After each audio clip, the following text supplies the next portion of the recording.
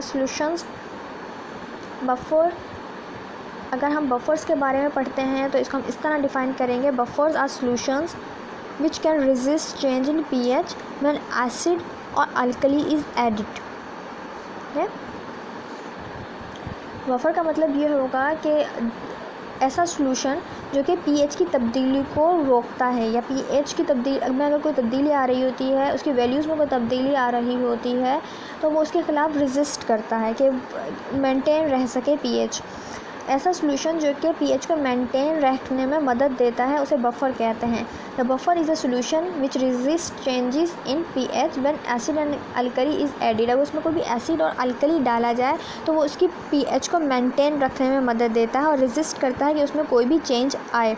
अब अगर एसिड है या अल्कली कोई भी चीज़ उसमें डाली गई है और और कोई सब्सटेंस रेजिस्ट कर रहा है उसकी पीएच को चेंज करने से, तो वो बफर कहला रहा होता है। कंपोजिशन ऑफ बफर अगर हम देखते हैं, कंपोजिशन ऑफ बफर में है, बफर्स आर 2 टाइप्स। अमूमन बफर्स की 2 टाइप्स होती हैं, mixture of weak acid with their salt, mixture of weak acids with their salt with strong base, और mixture of weak base with their salts with a strong acid.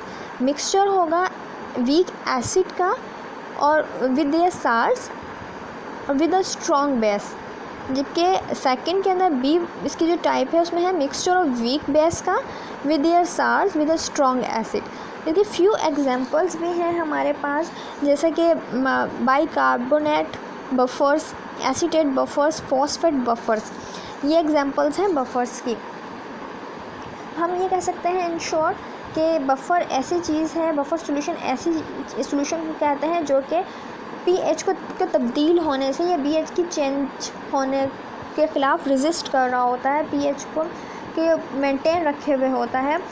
अब ये weak acid हो सकते हैं या फिर बेसिस हो सकते हैं जो कि ये काम कर रहे होते हैं। इसकी 2 टाइप होती है अमूमन, mixture of weak acid with their salts with a strong base and mixture of weak base with their salts and strong acid। इसके कुछ एग्जांपल्स हैं मैं यहाँ पर bicarbonate, acetate and phosphate buffers. देखिए कुछ एग्जांपल्स दी गई हैं यहाँ पे बफर सॉल्यूशंस की। Buffer solutions are prepared by the mixing of weak acid और अ वीक बेस। क्या होगा, buffer solution is often prepared by a mixing of weak acid and weak base with a salt that acid और base। ऐसे salt के साथ जो कि acid होंगे या बेस होंगे मिलाया जाएगा उन्हें week acid and weak base को, तो बफर सॉल्यूशन तैयार होता है। यहाँ पे देखिए इक्वेशन के अंदर अगर आप देखें, वीक एसिड है, वीक एसिड मिलाए गए हैं, बफर एसिडिक बफर्स और साल्ट्स जो हैं यहाँ पर रिएक्ट कर रहे हैं आपस में जब ऐड किया जाता है। इसी तरह यहाँ पे देखिए अमोनिया है, ये साथ में इनका रिएक्शन दिखाया गया है और एक यहाँ पर एक टेबल बनाया गया है कुछ एग्जांपल्स का, कि acetic acid acid and base होगा, साल्ट इसमें होगा सोडियम एसीटेट, इसी तरह फॉस्फेरिक होगा पोटाशियम फॉस्फेट साल्ट, और oxalic acid and lithium oxalate salt है, carbonic acid and sodium carbonate salt है, ammonium hydroxide and ammonium nitrate salt. ये कुछ एग्जांपल्स हैं बफर सॉल्यूशंस की। देन अगर हम मैकेनिज़्म देखते हैं, मैकेनिज़्म में क्या है, टाइप्स ऑफ बफर सॉल्यूशन आपको समझ में आ गया। कुछ एसिडिक नेचर के होते हैं, कुछ बेसिक नेचर के होते हैं। एसिडिक कौन से हैं, these buffers maintain pH in acidic range. जो एसिडिक रेंज पे मेंटेन रखे हुए होते हैं पीएच को, उसे हम एसिडिक बफर कहेंगे। और बेसिक बफर्स वो होंगे जो बेसिक रेंज में पीएच को मेंटेन रखे हुए होंगे, वो बेसिक बफर्स कहलाएंगे। इसके अलावा अगर हम मैकेनिज़्म की तरफ आते हैं कि क्या मैकेनिज़्म शो करता है एक बफर। अब बफर पहले हम देखते हैं, ये देखिए यहाँ पर buffer solution date can resist pH change, the adding of an acidic and basic component, it is able to utilize small amount of added acid and base, the maintain the pH of the solution relatively stable। वो किस तरह एक acid base solution maintain रखे हुए होता है pH, वो इस तरह के जब इसे डाला जाता है एसिड या बेस के साथ, तो ये पीएच की चेंज के खिलाफ रेजिस्ट कर रहा होता है। क्यों कर रहा होता है? क्योंकि ये न्यूट्रलाइज कर लेता है, small amount added to acid and base जिसमें डाल देते हैं उसे न्यूट्रलाइज कर देता है और मेंटेन रखता है पीएच को सॉल्यूशन के अंदर। इसमें एग्जांपल्स दिखाई गई हैं, यहाँ पे देखिए एग्जांपल्स दिखाई गई हैं बफर की, जो कि बफर यहाँ पे के तौर पे इस्तेमाल हो रहा है। जैसे एसीटेट बफर्स दिखाए गए हैं यहाँ पर। When hydrogen ion is added to a buffer, ठीक है, hydrogen ion added to the buffer, तो होता क्या है, ये एक रिवर्सिबल रिएक्शन क्रिएट होता है यहाँ पर। व्हेन OH आयन अगर इसमें एडिट किया जाए to buffer, the buffer observe the effect of H and OH ion possible it can, तो बफर क्या काम करेगा, ये जो H और OH आयन हैं इनको एब्जॉर्ब कर लेगा और इनके खिलाफ जो चेंज आने वाली होगी पीएच को, उसके खिलाफ रेजिस्ट करेगा। क्योंकि अगर कोई भी चीज़ उस वक्त एसिडिक होती है जब उसमें H आयन रिलीज़ होता है, H आयन की कंसनट्रेशन ज़्यादा होती है। अगर ये उन आयन्स को ही एब्जॉर्ब कर लेगा या उनके इफेक्ट को कम कर देगा, देन उसकी पीएच भी चेंज होने से बच जाएगी। इसी तरह बेसिसिटी या अल्कलाइनिटी उस वक्त शो कर रही होती है अपनी चेंजिंग जब उसमें OH कंसनट्रेशन तब्दील हो रही होती है। यहाँ पे वो OH आयन को अपने अंदर एब्जॉर्ब कर लेगा तो रेजिस्ट करेगा पीएच की चेंज को। देन बफर कैपेसिटी क्या चीज़ है? The buffer capacity is a measure of the strength of a buffer. किसी भी बफर की स्ट्रेंथ को हम बफर कैपेसिटी कहते हैं। Its ability to maintain the pH flowing addition of strong acid और base. Its ability to maintain the pH, ये ability है किसी भी चीज़ की कि वो कितना मेंटेन किए रखती है पीएच को, या पीएच की वेरिएशन को कितना मेंटेन किए रखती है। एडिशन ऑफ स्ट्रॉन्ग एसिड या बेस, जब उसमें कोई स्ट्रॉन्ग एसिड या बेस डाला जाता है तो उस दौरान वो पीएच को की तब्दीली के खिलाफ कितना रेजिस्ट शो कर रही है। इसी स्ट्रेंथ को हम बफर कैपेसिटी कहते हैं। The greater the concentration of buffer component, the greater the capacity to resist a pH change. अगर किसी भी चीज़ के अंदर बफर की कंसनट्रेशन ज़्यादा होगी तो वो ज़्यादा अच्छे से रेजिस्ट कर सकती है पीएच चेंज के खिलाफ। जबकि the closer the component concentration are to each other, the greater buffer capacity. The closer the component concentration are each other, the greater the buffer capacity. अगर हम क्लोजर कर देंगे या कम कर देंगे द कंपोनेंट कंसनट्रेशन को, देन भी buffer capacity को इंक्रीज़ किया जा सकता है। हाउ डू बफर्स वर्क, कैसे काम कर रहा होता है बफर्स? जैसे कि बफर नेचुरली तौर पे हमारे खून में भी मौजूद होते हैं, बाइकार्बोनेट्स हमारे खून में मौजूद होते हैं, वो बफरिंग का काम कर रहे होते हैं। इसी तरह बहुत सारे ऐसे फिनोमेनाज हैं हमारी लाइफ के अंदर जहाँ पे बफर्स काम करते हुए पीएच को मेंटेन कर रहे होते हैं, वो हम आगे डिस्कस करेंगे। लेकिन किस तरह, उनका फिनोमेना क्या है, वो कौन सा मेथड इस्तेमाल करते हैं कि वो पीएच को तब्दील होने से रोक देते हैं, उसके वेरिएशंस को रोक देते हैं। How do buffers work, buffer किस तरह काम करेंगे? Buffer work by neutralising any added acid और बेस। वो क्या करते हैं, जैसे हमने कहा था कि अगर एसिड और बेस को आपस में मिलाया जाए तो वो न्यूट्रलाइज कर देते हैं एक दूसरे के इफेक्ट को, साल्ट और वाटर बना देते हैं। इसी तरह जो बफर्स हैं वो भी न्यूट्रलाइज करते हैं इफेक्ट को अगर उसमें कोई बेस या एसिड डाला जाए। To maintain the moderate pH के लिए वो इनके असर को H आयन को और OH आयन को न्यूट्रलाइज कर रहे होते हैं, make them to weak acid और वीक बेस के अंदर। Let's take an example of a buffer made up of weak base ammonia and it is conjugated acid NH4 ion. ये अगर buffer made up of weak base ammonia से बना हुआ है तो कंजुगेट करता है NH4 आयन। ये एक एग्जांपल दी गई है। व्हेन स्ट्रॉन्ग एसिड अगर हम लें, जैसे कि HCl स्ट्रॉन्ग एसिड है, वो लेते हैं, is added to this buffer system, the extra जो H आयन है added to the system and consume by the NH3 to form NH4। क्या करेगा, जो एक्स्ट्रा H आयन है उसको कंज्यूम कर लेगा और NH3 को चेंज कर देगा NH4 के अंदर, जिसकी वजह से उसकी pH चेंज होने से जो है रुक जाएगी या रेजिस्ट करेगा पीएच, क्योंकि H आयन रिलीज़ नहीं होगा। H आयन रिलीज़ नहीं होगा तो उसकी एसिडिटी चेंज नहीं होगी, क्योंकि एसिडिटी तो H आयन की वजह से चेंज हो रही है ना। अगर H आयन ही को वो कंज्यूम कर लेगा देन आप उस प्रोडक्ट की एसिडिटी चेंज होने से जो है रुक जाएगी। Now because all the extra H ion are locked, क्योंकि एक्स्ट्रा H आयन को उसने इस्तेमाल कर लिया, ये लॉक्ड कर दिया है, and have formed a week acid, और उसे वीक एसिड में तब्दील कर दिया NH4 आयन जो यहाँ पे बना है। Thus the pH of the system does not change significantly, जिसकी वजह से उस सिस्टम के अंदर या उस सोल्यूशन के अंदर pH की चेंज नहीं आएगी। Similar when sodium hydroxide strong base अगर हम लेते हैं इज़ एडिड, वो पहले वाली एसिड की एग्जांपल थी, ये स्ट्रॉन्ग बेस की एग्जांपल, HCl जिसमें इस्तेमाल किया था वो स्ट्रॉन्ग एसिड की एग्जांपल थी। यहाँ पे हम स्ट्रॉन्ग बेस की एग्जांपल ले रहे हैं। ये देखिए यहाँ पे स्ट्रॉन्ग बेस की ले रहे हैं, इससे पहले हमने एग्जांपल ली थी स्ट्रॉन्ग एसिड की।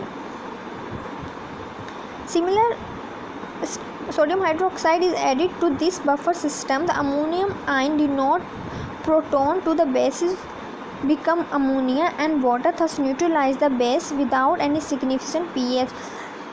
अगर हम सोडियम हाइड्रोक्साइड ऐड करते हैं बफर सोल्यूशन में तो क्या होता है, अमोनिया आयन प्रोटॉन को डोनेट कर देता है to the base become ammonia and water में तब्दील कर देता है, जो कि न्यूट्रलाइज कर देती है बेस को, जिसकी वजह से pH चेंज नहीं हो पाती, pH चेंज होने से रुक जाती है क्योंकि उसने प्रोटॉन को डोनेट कर दिया, न्यूट्रलाइजिंग इफेक्ट शो किया। ये होता है कि किस तरह pH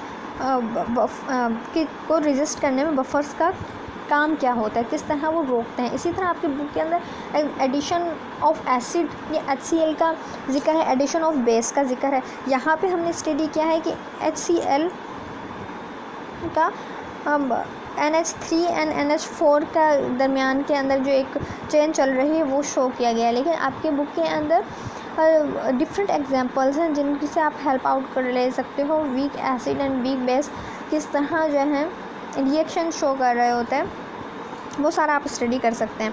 फिर उसके बाद यहाँ पे देखिए, यहाँ पे रिएक्शंस दिखाए गए हैं कि किस तरह एसिड्स और बफर, ये दरमियान में यहाँ पे ये बफर है, ठीक है, एड टू बेस, ये बेस एड टू बेस, अगर इधर हम जाएँ तो ये एड एसिड H आयन हो रहा है। फिर एक रिएक्शन शो करता है न्यूट्रलाइज्ड होने के लिए और रेजिस्ट को वो करने के लिए। Buffer in daily life, buffers in daily life, हमारी आम ज़िंदगी में बफर्स की क्या अहमियत है या हम कहाँ उन्हें यूज़ कर रहे होते हैं। जैसे कि शैम्पूज़ में, shampoos use buffer solution to counter the basicity of soap. Soap जो है अगर उसके हम pH चेक करते हैं तो वो बेसिक ये अल्कलाइन नेचर रख रही होती है, जबकि उसकी अल्कलाइनिटी को या बेसिक नेचर को कम करने के लिए या उसको ओवरकम करने के लिए हम शैम्पूज़ यूज़ करते हैं as a buffer solution. Preventing the irritation of the skin, जो कि प्रिवेंट कर देता है इरिटेशन ऑफ स्किन को। शैम्पू अगर जब हम लगाते हैं तो वो सोप की जो बेसिसिटी या अल्कलिनिटी की वजह से जो इरिटेशन हो रही होती है उसको प्रिवेंट करता है। Baby lotions use buffer solution, baby lotions भी बफर सोल्यूशंस के तौर पर इस्तेमाल हो रहे थे to keep the pH constant at a value of 6, क्योंकि उसकी वैल्यू उसकी pH है वो 6 होती है और उसको मेंटेन रखने के लिए as a buffer solution use कर रहे होते हैं। Preventing the division of multiplication of bacteria, pH क्यों हम मेंटेन रखे होते हैं, हम क्यों नहीं चाहते कि pH चेंज हो। बाज़ दफ़ा क्या होता है कि प्रोडक्ट की स्टेबिलिटी के लिए, कि प्रोडक्ट स्टेबल रहे, अगर pH चेंज होती है तो उसकी स्टेबिलिटी ख़तरे में पड़ सकती है, हो सकता है उसमें बैक्टीरियल ग्रोथ हो जाए अगर वो उसकी pH चेंज हो, या फिर उसके जो फिज़िकली अपीयरेंस है उसमें तब्दीली आ जाए, उसका कलर चेंज हो, या फिर उसके वो 2 फेज़ में डिवाइड हो जाए, प्रेसिपिटेट बना ले, या सॉलिड्स अगर सोल्यूशन है तो वो आपस में क्लम्प करके सॉलिड फेज़ बना ले और लिक्विड फेज़ अलग हो जाए उसे। इस तरह की प्रॉब्लम से बचने के लिए हम लोग pH को मेंटेन किए हुए होते हैं। यहाँ पे किस लिए उन्होंने बेबी लोशन का जिक्र किया है, वो कहते हैं कि pH 6 तक मेंटेन रखने की कोशिश की जाती है क्योंकि बैक्टीरिया से ग्रोथ से बचने के लिए, बैक्टीरियल ग्रोथ से बचने के लिए। The baby when applied baby lotion to his harsh relieve to his rash relieve it rather too quick, this is because the baby lotion is buffer to be slightly acidic pH of 6। और फिर इसके अलावा जब rashes पे लगाया जाता है उसको तो रिलीफ पहुंचा रहा होता है, इसलिए भी pH 6 तक मेंटेन रखा जाता है। Which inhibit the growth of bacteria and other pathogen, ये वो pH है जिसके अंदर वो इनहेबिट कर रहा होता है, रोक रहा होता है बैक्टीरियल ग्रोथ को, के और या पैथोजन को कोई भी नुकसानदेह बैक्टीरियाज या माइक्रोब्स जो उसके उस बॉडी पर ग्रो ना कर सकें, इसलिए उसकी पीएच को मेंटेन रखने की कोशिश की जाती है। ये हमारी डेली लाइफ में इस्तेमाल हो रहता है। इसी तरह इन फूड इंडस्ट्रीज़ में भी बफर्स यूज़ होते हैं। Buffers are also be used in food to maintain the acidity and food to order to preserve the flavour and appearance in food. Buffers कहाँ पे इस्तेमाल हो रहे होते हैं? एसिडिटी को मेंटेन रखे हुए होते हैं और प्रिजर्व कर रहे होते हैं। क्या चीज़ प्रिजर्व कर रहे होते हैं? फ्लेवर को and appearance of food, means physically properties को भी मेंटेन कर रहे होते हैं और साथ में फ्लेवर को भी कर रहे होते हैं। इसी तरह buffer maintain the physical, chemical and microbiological stability of food. इसी तरह ये जो है फार्मास्यूटिकल प्रोडक्ट्स की भी स्टेबिलिटी को मेंटेन करता है माइक्रोब से बचाकर, अगर बफर ऐड किया जाता है तो पीएच को मेंटेन रखते हुए। Specialised buffers are also used to extensively in food industries. Food additives के तौर पर इस्तेमाल होते हैं। These additives are usually weak acid and response to salt already naturalise present in same food. Examples में क्या? Citrate additives. Citrate additives are widely use and antioxidant. ये एंटीऑक्सीडेंट पे सिट्रेट एसिड एडिटिव जो है एंटीऑक्सीडेंट के तौर पे यूज़ हो रहा होता है एंड बफर इफेक्ट भी साथ साथ शो कर रहा होता है। Having a range of application, they are all capable to reducing the chemical reactions and causes the decolorization of fruit।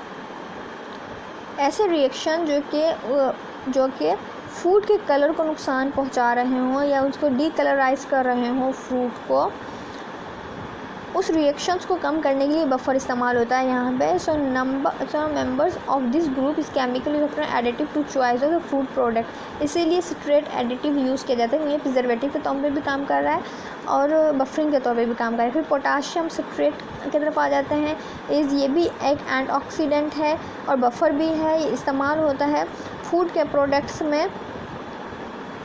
Food products में क्यों इस्तेमाल होता है एंटीऑक्सीडेंट के तौर पर? क्योंकि cake and biscuit and cheese and jam यहाँ पे भी बैक्टीरियल ग्रोथ को भी रोकेगा, दूसरा उसको स्टेबिलिटी को भी बढ़ाएगा। तो इस तरह डिफरेंट फूड इंडस्ट्रीज़ में भी हम इस्तेमाल करते हैं बफर सॉल्यूशंस को।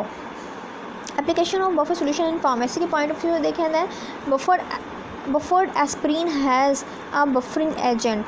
जो एस्प्रीन है या डिस्प्रीन की जो टैबलेट होती है वो भी बफरिंग एजेंट रखती है, सच एज मैग्नीशियम ऑक्साइड उसमें मौजूद होता है। That will be maintain the pH of the aspirin, जो कि एस्प्रीन के पीएच को मेंटेन रखे हुए होता है। It passes through the patients stomach, क्योंकि स्टमक में एसिडिक एनवायरनमेंट है, वहाँ पे HCl मौजूद है और एस्प्रीन भी एसिडिक नेचर रख रही होती है, इसलिए एब्जॉर्प्शन को मेंटेन रखनी है या ऑप्टिमल एब्जॉर्प्शन हासिल करने के लिए उसकी पीएच को कंट्रोल रखा जाता है, मेंटेन रखा जाता है, जो कि काम कर रहा होता है मैग्नीशियम ऑक्साइड उसके अंदर और एज अ बफर एजेंट के तौर पे काम कर रहा होता है। ये buffering agent are also present in antacid tablet. Antacid tablet के अंदर भी बफरिंग एजेंट है।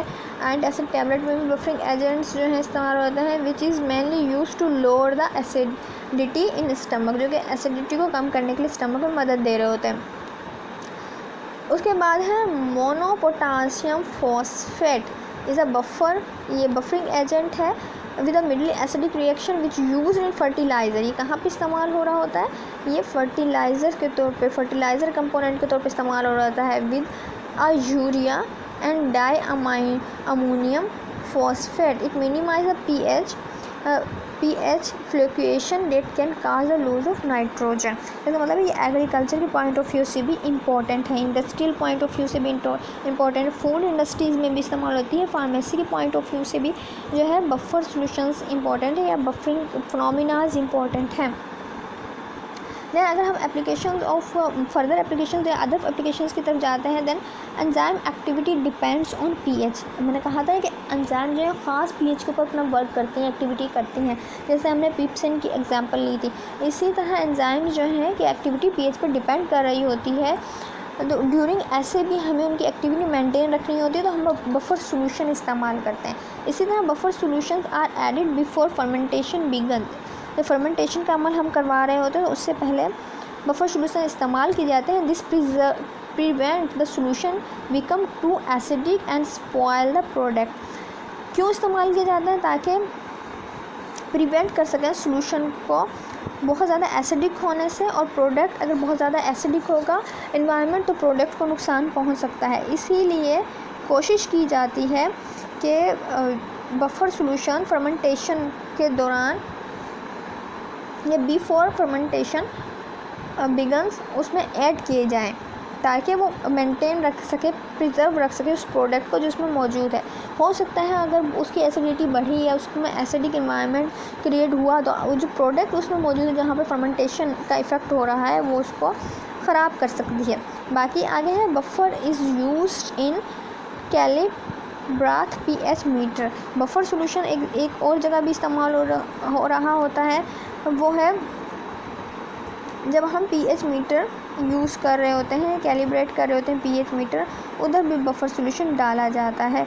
इसके अलावा buffers are also be use in electroplating and many biological process. Electroplating and many biological process में बहुत सी रिएक्शन में बफर सॉल्यूशन इस्तेमाल होते हैं। असाइनमेंट देने से पहले मैं आपको कुछ और चीज़ें बफ़र्स के बारे में बता दूं। हमारे खून के अंदर भी बफ़र्स मौजूद होते हैं जो कि हमारे ब्लड की पीएच को मेंटेन रखने में मदद दे रहे होते हैं। हमने ब्लड वाले चैप्टर में पढ़ा था ना प्रॉपर्टीज़ में, ब्लड प्रॉपर्टीज़ में कि हीमोग्लोबिन जो है वो एज अ बफरिंग एजेंट काम कर रहा होता है और ब्लड की जो पीएच उसको मेंटेन रखने में मदद दे रहा होता है। क्यों? क्योंकि ब्लड के अंदर बाइकार्बोनेट बफ़र्स मौजूद होते हैं। ये बाइकार्बोनेट्स मेंटेन रखे होते हैं पीएच, और ब्लड की पीएच होती है 7.35 से 7.5 तक की रेंज में।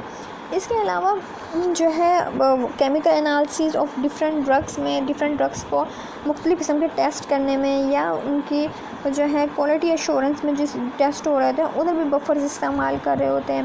पीएच की कैलिब्रेट, जैसे मैंने बताया पीएच मीटर में को कैलिब्रेट किया जहाँ हम पीएच मालूम कर रहे होते हैं उस वक्त बफर सॉल्यूशन इस्तेमाल हो रहे होते हैं। मुख्तलिफ बायोलॉजिकली इंडस्ट्रीज़ के अंदर, ये फूड इंडस्ट्रीज़ में, एग्रीकल्चर ये फर्टिलाइज़र इंडस्ट्रीज़ के अंदर भी बफर सॉल्यूशन इस्तेमाल होते हैं।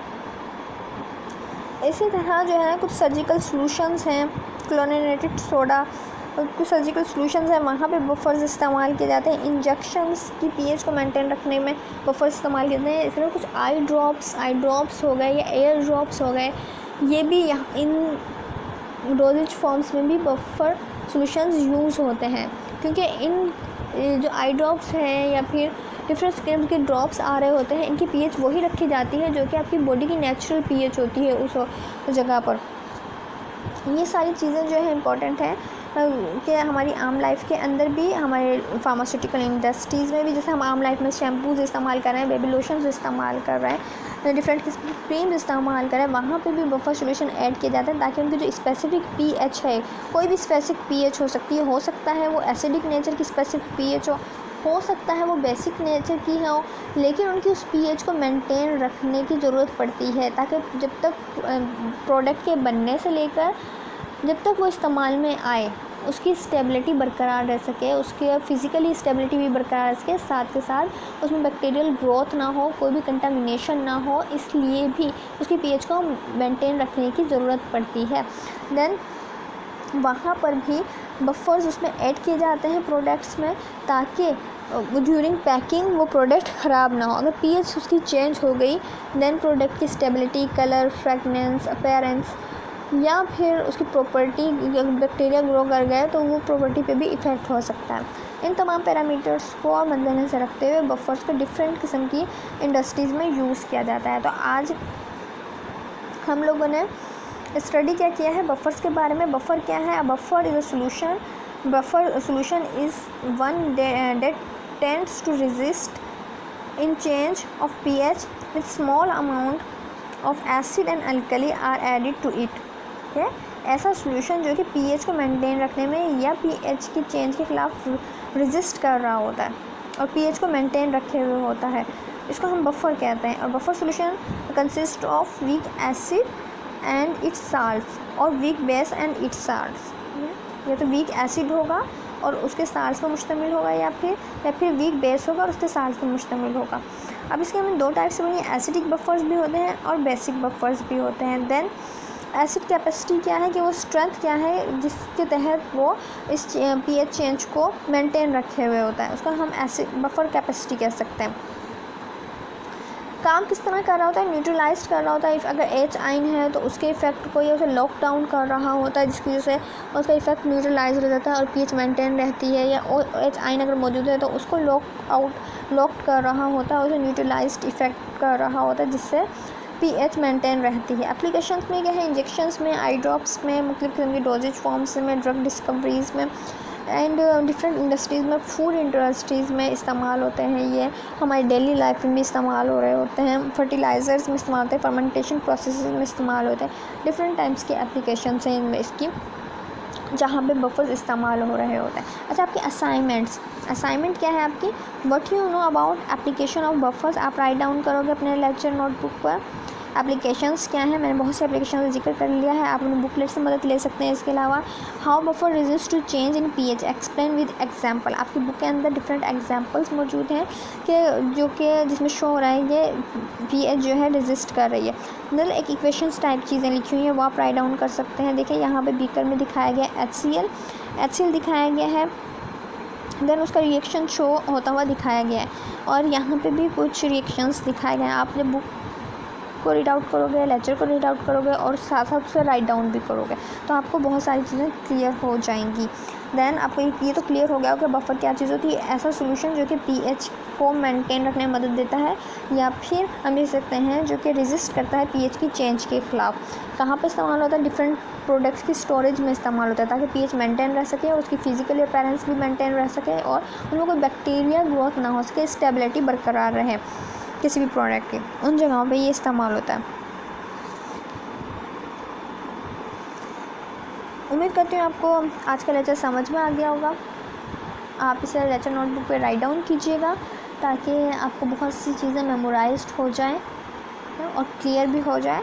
साथ में हम जो है इसी चैप्टर को नेक्स्ट लेक्चर में कंटिन्यू रखेंगे, और उम्मीद करती हूँ आप लोगों को समझ में आ गया होगा लेक्चर। अपना ख्याल रखिए, अपनी फैमिली का ख्याल रखिए। अल्लाह हाफिज़।